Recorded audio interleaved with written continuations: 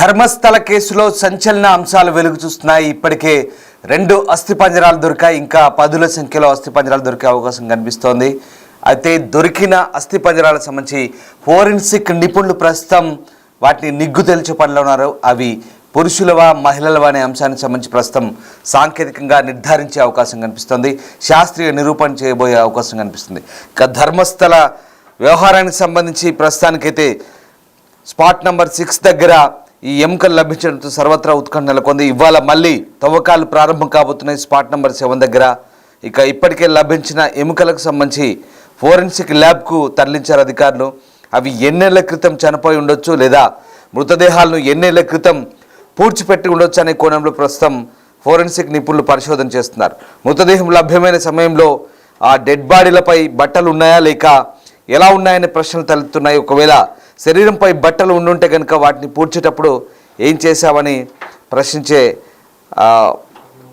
సందర్భం కనిపిస్తోంది. అధికారులిక ప్రస్తుతం 6వ స్పాట్ను సిట్ బృందం మూసివేసింది. మిగిలిన ప్రదేశాల్లో తవ్వకాలు జరిపేందుకు కూడా రంగం సిద్ధమవుతుందిగా తెలుస్తుంది. 9వ స్పాట్లో ఎక్కువగా అస్థి పంజరాలు లభ్యమయ్యే అవకాశం కనిపిస్తుంది. గతంలో ఈ విషయాన్ని మాజీ పారిశుద్ధ్య కార్మికులకు పోలీసులకు చెప్పినట్టు తెలుస్తుంది. సో ఫోరెన్సిక్ పరిశోధనలు ఎలా ఉంటుందన్న దానిపై ఉత్కంఠ కొనసాగుతుంది. ముందుగా లభ్యమైన ఎముకలను ఒకచోట చేర్చి మానవ శరీరంలో ఒక రూపాన్ని క్రియేట్ చేసే అవకాశం కనిపిస్తుంది. అడ్వాన్స్డ్ టెక్నాలజీ ఉపయోగించి కొన్ని కెమికల్స్ ఆధారంగా ఎముకలు ఎవరివో నిర్ధారించనున్నారు అధికారులు. దొరికిన అస్థిపంజరాలు మగవ లేక ఆడవారివా అనే కోణంలో పరీక్షలు నిర్వహించే అవకాశం కనిపిస్తుంది. ఇక వాటి ఆధారంగా వయసును కూడా గుర్తించే ఛాన్స్ కనిపిస్తుంది. ఇప్పటికే ధర్మస్థలలో అనేక కీలక అంశాలను రాబట్టే ప్రయత్నం చేస్తున్నారు అధికారులు. ఈ సిట్ బృందంలో ఫోరెన్సిక్, మెడికల్, రెవెన్యూ, పోలీస్ అధికారుల బృందం ప్రస్తుతం 20 మంది తవ్వకాలు కొనసాగిస్తున్నారు. ఇక డీజీ స్థాయి అధికారి నేతృత్వంలో ప్రస్తుతం ఈ బృందం దర్యాప్తు ముమ్మరంగా సాగుతోంది. మరికొంతమంది ఎస్పీ ర్యాంక్ అధికారులు కూడా ఇందులో ఉన్నారు. దాదాపు 8 మంది సీనియర్ అధికారుల బృందం అంతా ఐపీఎస్లో ఉన్నారు. వీళ్ళందరి నేతృత్వంలో ప్రస్తుతం ఈ సిట్ బృందం తీవ్రంగా గాలింపు కొనసాగుతోంది. విజిల్ బ్లోయర్ ఇచ్చిన సమాచారం మేరకు ప్రస్తుతం ధర్మస్థలలో ఈ పరిశోధనలు కొనసాగుతున్నాయి. ఇప్పటికే 6వ పాయింట్ దగ్గర శ్మశాన వాటికలో సిట్ అధికారుల బృందం తవ్వకాలను జరిపి ఎముకలను వెలికితీసింది. అయితే వాటికి ఇప్పుడు ఆ ఎముకలన్నిటి కూడా ఒకే చోట పేర్చి ఒక మానవ రూపంలాగా తయారు చేసి ఒక స్కెల్టన్ లాగా పూర్తిగా వెన్నుముక నుంచి చేతులు పుర్రెతో సహా అన్నీ ఒక దగ్గర చేర్చి వాటికి కొన్ని రసాయనాలు కలిపి దాని నిగ్గు తేల్చే పనిలో ఉన్నారు. ఆ ఎముకలు ఆడవారివా మగవారివా అనే కోణంలో ప్రస్తుతం ఆరా తీసే పనులు. ప్రాథమిక నిర్ధారణ ప్రకారం అవన్నీ మగవారిగా నిర్ధారించారు. సో సామూహిక సమాధి ఆరోపణల కేసుకు దర్యాప్తు చేస్తున్న ప్రత్యేక దర్యాప్తు బృందం కర్ణాటకలోని మంగళూరు జిల్లాలో ఇక హిందూ యాత్రా కేంద్రంలో 6వ సమాధి స్థలం తవ్వకాన్ని పూర్తి చేసినట్టుగా చెప్తున్నారు. సో ఈ కేసుకు సంబంధించి ఒక ప్రధాన పరిణామం చోటు చేసుకుంది. 6వ శ్మశాన వాటిక తవ్వక సమయంలో సిట్ అధికారుల బృందం ఆ ఎముకలను అయితే వెలికి తీసినప్పుడు దాదాపు 14 ఎముకలు తీసినట్టు తెలుస్తుంది. ఇక ఈ విషయాన్ని ప్రస్తుతం చాలా గుట్టుగా గోప్యంగా అధికారులు అయితే వ్యవహరిస్తున్నారు. మొత్తం వ్యవహారాన్నంతా కూడా వీడియో తీస్తున్నట్టుగా తెలుస్తుంది. కానీ బయట వ్యక్తులకు ఎలాంటి సమాచారాన్ని పూర్తి స్థాయిలో వాళ్ళు షేర్ చేయట్లేదు. సో ధర్మస్థల పట్టణంలో సామూహిక సమాధి ఆరోపణలపై దర్యాప్తులో ఒక ముఖ్యమైన మలుపుగా ఈ ఎముకలు సంబంధించినటువంటి పరిశోధన చెప్పొచ్చు. ఈ విషయాన్ని వెల్లడించిన వ్యక్తి ఎవరైతే ఫిర్యాదుదారు ఉన్నాడో మొత్తం 13 సామూహిక ఖనన స్థలాలను గుర్తించారు. సెట్ వర్గాల సమాచారం ప్రకారం అటవీ ప్రాంతంలో ఉన్న 6వ ఖనన స్థలం నుంచి మొత్తం 12 ఎముకలు లభ్యమయ్యాయి. సో అధికారులు ఒక పుర్రే ఎముకలు కూడా సేకరించే పరిస్థితి. సో మొత్తం మీద మరికొన్ని అస్థిపంజరాలు దొరికే అవకాశం ఉన్నట్టుగా చెప్తున్నారు. ఇప్పటి వరకు అందుతున్న సమాచారం ప్రకారం ప్రస్తుతం ధర్మస్థలలో దొరికినటువంటి ఈ సామూహిక ఖననాల ప్రక్రియకు సంబంధించిన ఆనవాళ్ళ గురించి ఇప్పుడు సర్వత్రా ఉత్కంఠ కొనసాగుతుంది. నిజంగా ఫిర్యాదుదారు ఇచ్చిన సమాచారం మేరకు ప్రస్తుతం అలాంటి పరిస్థితి ఉందా? ఆ ప్రాంతంలో వందలాది మంది మృతదేహాలకు సంబంధించిన ఆనవాళ్ళు దొరకబోతున్నాయా? ప్రస్తుతం ఎలాంటి అక్కడ ఉన్నటువంటి పరిస్థితులు ఏంటి అనే కోణంలో ప్రస్తుతం పూర్తిగా అధికారులు అయితే ఆరా తీస్తున్న పరిస్థితి కనబడుతోంది. ధర్మస్థల్లో అసలు ఏం జరుగుతోంది, వాస్తవానికి ధర్మస్థల్లో ఉన్నటువంటి పరిస్థితులు ఎలా ఉన్నాయి, సిట్ అధికారులు అయితే ఎప్పటికప్పుడు దీనికి సంబంధించి ఆరా తీస్తున్నారు. ఆ విజిల్ బ్లోయర్ ఇచ్చిన సమాచారంతో అక్కడ దొరికినటువంటి ఆధారాలతో క్రోడీకరించుకొని పోల్చుకొని ప్రస్తుతం ఈ అంశానికి సంబంధించే అధికారులు అయితే ఆరా తీస్తున్న పరిస్థితి. సో అస్థిపంజరాలు దొరకడంతో ధర్మస్థల రహస్యం వీడుతుందా లేదా అనేది ప్రస్తుతం ఇంకా ఉత్కంఠ కొనసాగుతుంది. అయితే ఈ ధర్మస్థల్లో ఉన్నటువంటి పరిస్థితులు ఏవైతే ఉన్నాయో, ప్రస్తుతం ఉన్నటువంటి సందర్భాన్ని అధికారులు పూర్తిగా ఎప్పటికప్పుడు ఫిర్యాదు ఇచ్చినటువంటి సమాచారంతో ఇప్పుడు ఉన్నటువంటి సందర్భానుసారంగా దొరుకుతున్నటువంటి ఆధారాలను బట్టి ఒక్కసారిగా అధికారులు అయితే ఒక అంచనాకు రాలేకపోతున్నారు. ప్రస్తుతం ఇంకా ఆ 13 స్థలాల దగ్గర పూర్తి స్థాయిలో కనుక సోదాలు జరిపితే ఎలాంటి అవశేషాలు దొరుకుతాయి, ఎలాంటి పరిస్థితులు ఉంటాయనే కోణంలో ప్రస్తుతం పోలీసులు అయితే ఆరా తీస్తున్న పరిస్థితి. ఈ మొత్తం వ్యవహారంలో ఫోరెన్సిక్ నిపుణులే చాలా కీలకంగా మారబోతున్నారు. దొరికినవి దొరికినట్టుగా ఫోరెన్సిక్ అధికారులు ల్యాబ్లకు పంపిస్తున్నారు. ఇప్పుడు దొరికిన ఆ ఎముకలు, 6వ స్పాట్లో దొరికిన ఎముకలు ఏవైతే ఉన్నాయో వాటన్నిటిని కూడా ఒక దగ్గర పేర్చి ఒక మానవ అస్థిపంజరం మాదిరిగా తయారు చేసి ఆ ఎముకలన్నింటి కూడా వాటికి కొన్ని కెమికల్స్, రసాయనాలు అద్ది అవన్నీ కూడా మగవారివా ఆడవారివా పూర్తి స్థాయిలో ట్రేస్ అవుట్ చేసే సందర్భంగా ఉంటుంది. మొత్తం ఒక 10 అస్థిపంజరాలు దొరికినట్టుగా చెప్తున్నారు. ఆ 10 అస్థిపంజరాలు కూడా దొరికిన విషయాన్ని పూర్తిగా గోప్యంగా ఉంచుతున్నారు. ఆ 10 అస్థిపంజరాల్లో ఈ విజిల్ బ్లోయర్ ఇచ్చిన ఆరోపణలకు తగ్గట్టుగా నిజంగా అతను ఖననం చేసిన ఆ శవాలకు సంబంధించిన నిజంగా 10 అస్థిపంజరాలు దొరికాయా, దొరికితే గనక ఏ రకంగా ఉండబోతుంది, అతను చెప్పిన అంశాలన్నీ నిజం కాబోతున్నాయా, 10 అస్థిపంజరాలు దొరికితే కనుక అది పెద్ద సంచలనమే కాబోతోంది. ఎందుకంటే అతను చెప్పిన అంశాల ప్రకారం 100 మంది పైగానే ఇప్పటి వరకు ఖననం చేసినట్టుగా చెప్తున్నాడు.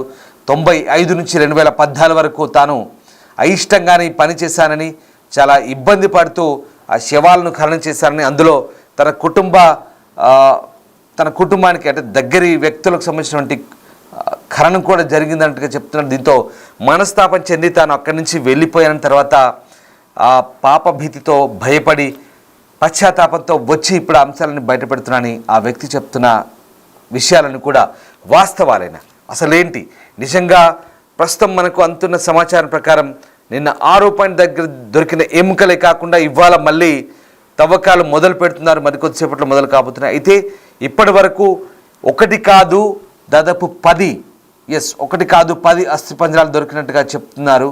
సో దీన్ని బట్టి ఆయన చెప్తున్న ఆ విజిల్ బ్లోయర్ చెప్తున్న అంశాలు దాదాపు 100లాది శవాలు నిజంగానే పాతిపెట్టాడా, నేత్రావతి నది ఒడ్డున ప్రస్తుతానికి 6 పాయింట్ వరకు 6 నుంచి 9వ పాయింట్ వరకు చేసినటువంటి ఏదైతే ఆ గుర్తించిన స్పాట్స్ ఉన్నాయో అక్కడ కేవలం కొన్ని ఎముకలు మాత్రమే దొరికాయి. కానీ మిగతా చోట ఎందుకు దొరకలేదు, 1 నుంచి 6 వరకు ఎందుకు దొరకలేదంటే ఆ ప్రాంతంలో పూర్తిగా ఆ నేత్రావతి నది పరివాహక ప్రాంతంలో నీళ్లతో ఆ పరిసరాల్లో ఆ నది ప్రవహించినప్పుడు మట్టితో సహా కొట్టుకుపోయే అవకాశం ఉన్నట్టుగా కూడా ఆ వ్యక్తి చెప్తున్నాడు. అయితే 9వ స్పాట్ నుంచి ఖచ్చితంగా 13వ స్పాట్ వరకు తాను చెప్పిన అంశాల పరంగా ఆ శోధన చేస్తే కనుక ఖచ్చితంగా 10ల సంఖ్యలో ఆ శవాలకు సంబంధించిన ఆనవాళ్ళు, ఎముకలు లేదా పుర్రెలు, అస్థిపంజరాలు దొరికే అవకాశం ఉందని ఆ వ్యక్తి చెప్తున్నాడు. నిజంగా అతను చెప్పింది నిజమైతే కనుక అది పెద్ద సంచలనంగా మారే అవకాశం కనిపిస్తుంది.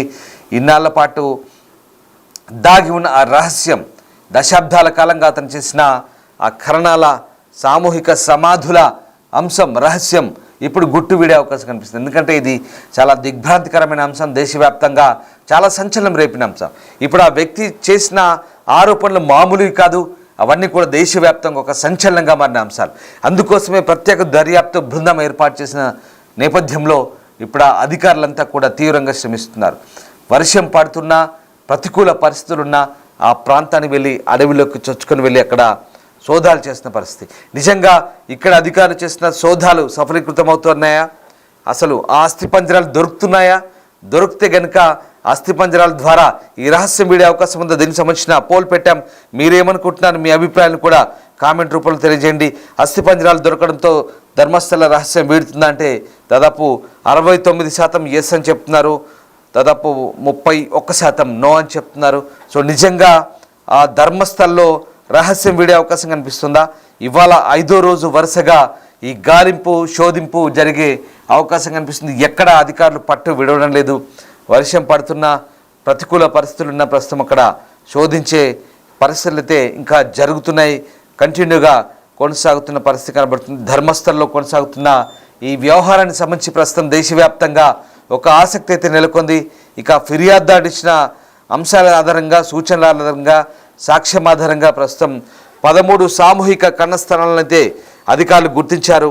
సో సిట్ వర్గాల సమాచారం ప్రకారం అటవీ ప్రాంతంలో ఉన్న మొత్తం ఏవైతే స్పాట్స్ ఉన్నాయో వాటి దగ్గర ఖచ్చితమైనటువంటి నిర్ధారణ కోసం అధికారులు ఇంకా పూర్తి స్థాయిలో సెట్ చేసే అవకాశం కనిపిస్తుంది. ఎక్కడ అధికారులు పట్టు వదలడం లేదు. ఇంకా ప్రాంతాన్నంతా కూడా పూర్తి స్థాయిలో జల్లెడ పడుతున్న పరిస్థితి. అయితే అధికారులు అక్కడ ఆ సామూహిక ఖననాల వ్యవహారంలో కంప్లీట్గా ఆ శవాలన్నింటినీ కూడా పూడ్చిపెట్టి ఖననం చేసే ప్రక్రియలో భాగంగా కొన్ని ఉప్పు లాంటి కొన్ని పదార్థాలు లేదా కొన్ని రసాయనాలు వాడినట్టుగా కూడా అనుమానాలు వ్యక్తమవుతున్నాయి. సో ప్రస్తుతం ఈ ఎముకలన్నింటినీ కూడా తీసుకొని ఒక దగ్గర చేర్చి అస్థిపంజరాలను కనిపెట్టే ప్రక్రియలో వాటికి కూడా కొన్ని రసాయనాలను చేర్చి వాటన్నింటినీ కూడా ఫోరెన్సిక్ ల్యాబ్ అధికారులు శాస్త్రీయంగా నిర్ధారణ చేసే ప్రక్రియలో ఉన్నట్టుగా తెలుస్తుంది. వాస్తవానికి ఈ శవాల పూడ్చిపెట్టే ప్రక్రియ కూడా ఉప్పు పాతర మాదిరిగా ఉప్పు వేసి పూడ్చిపెట్టి వాటిని నిర్వీర్యం చేసే పని చేసినట్టుగా తెలుస్తోంది. సో ఆ రకంగా ప్రస్తుతం అయితే అధికారులు ఏమేం చేశారు, ఈ ఖననాల ప్రక్రియ సామూహిక సమాధుల దగ్గర ఎలాంటి పరిస్థితులు ఉన్నాయి అవన్నీ కూడా ట్రేస్ అవుట్ చేసే ప్రయత్నం చేస్తున్నారు. మనం చూడొచ్చు ఆ దృశ్యాలు. బకెట్లో ఎముకలు పుర్రే ఉన్నాయి. ఎక్కడైతే వాటిని తవ్వినప్పుడు ఆ ప్రాంతంలో బయటపడ్డ అవశేషాలు, ఒక్కసారి దృశ్యాలు చూడండి, మీకు ఏమనిపిస్తుంది? నిజంగా ఆ ప్రాంతంలో తవ్వకాలు జరిపినప్పుడు ఆ దట్టమైన అటవీ ప్రాంతంలో ఆ చెట్ల మధ్య, ఆ గుబురు పొదల మధ్య ఆ సమాధులు, అంటే సమాధులు అంటే నిర్మించిన సమాధులు కావు, అక్కడ వాటిని పాతిపెట్టి కొన్ని ప్రదేశాల్లో ఎవరికీ తెలియకుండా పాతిపెట్టిన ప్రదేశాలు. ఒకసారి దృశ్యాలు చూడండి. వర్షం పడుతుంటే చిమ్మ చీకట్లు అలుముకున్నాయి. అక్కడ ఆ చెట్ల మధ్య వెలుతురు లేని ప్రదేశాల్లో తవ్వకాలు జరుపుతుంటే నిజంగా ఇది ఒక హర్రర్ సినిమా మాదిరిగా అనిపిస్తోంది.